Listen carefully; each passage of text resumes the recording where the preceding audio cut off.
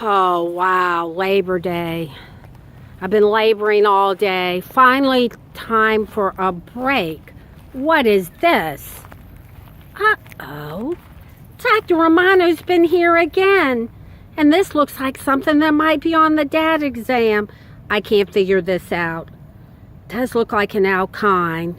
I don't know. Uh-oh. Who's that? How's it going? Looks like you're having a problem with something. Looks like you need some explaining.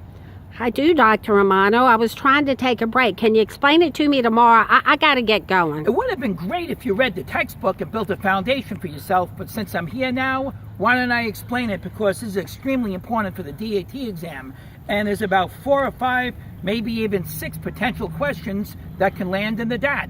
So let's get to work. Okay, work? Well, it looks to me that we have a sequence where we're taking a starting compound and we're going to treat it with number 1, NaNH2 and ammonia to get A, and then we're going to transform A into B, B into C, and then B into D, and then we're going to go back and we're going to do E to F. All right, let's go through each of the steps, what I think you need to know. The alkyne has an acidic proton, and the pKa is about 25. And what we're going to do is we're going to exploit that fact, and we're going to remove off this H and replace it with a sodium. The sodium coming from the NaNH2. That step creates a nucleophile, and therefore that's going to set me up for the next step, which is going to be an SN2. As you can see, forget the sodium. That's a spectator ion. Pretend it's not even there. This C- is going to attack this ethyl group. The iodine leaves, and you simply hook on the ethyl group. Once we combine those two and did an SN2, that puts me at letter B.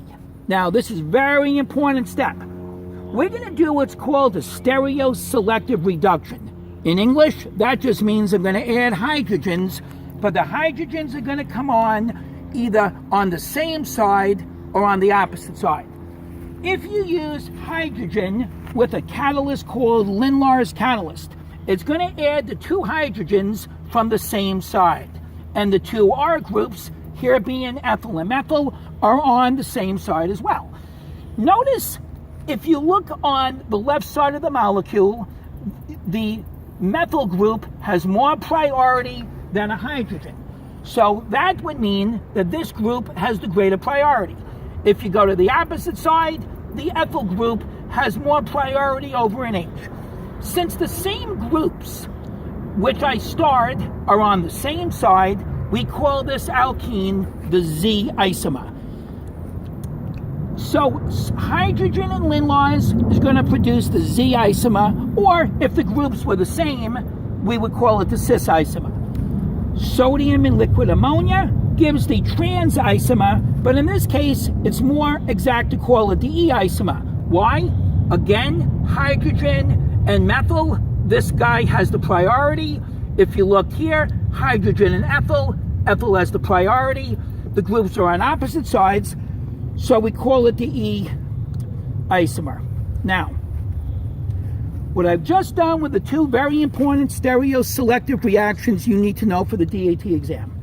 Finally, we go back to the starting compound, O3 and water. As my professor once told me, ozone acts as a chemical knife. It's going to cut the molecule down the middle and oxidize it. So when you cut the molecule down the middle, 1/2 became, or if you went like this to it, you cut it down the middle. This portion became the carboxy acid. If the hydrogen was on the very end, we call this a terminal hydrogen. It goes off as CO2. So to recap, in the first step, I created a nucleophile, set myself up for an SN2, and then did my 2 stereoselective reductions. In this step, from E to F, I did an ozonolysis. These are very, very important reactions you need to know for the DAT exam.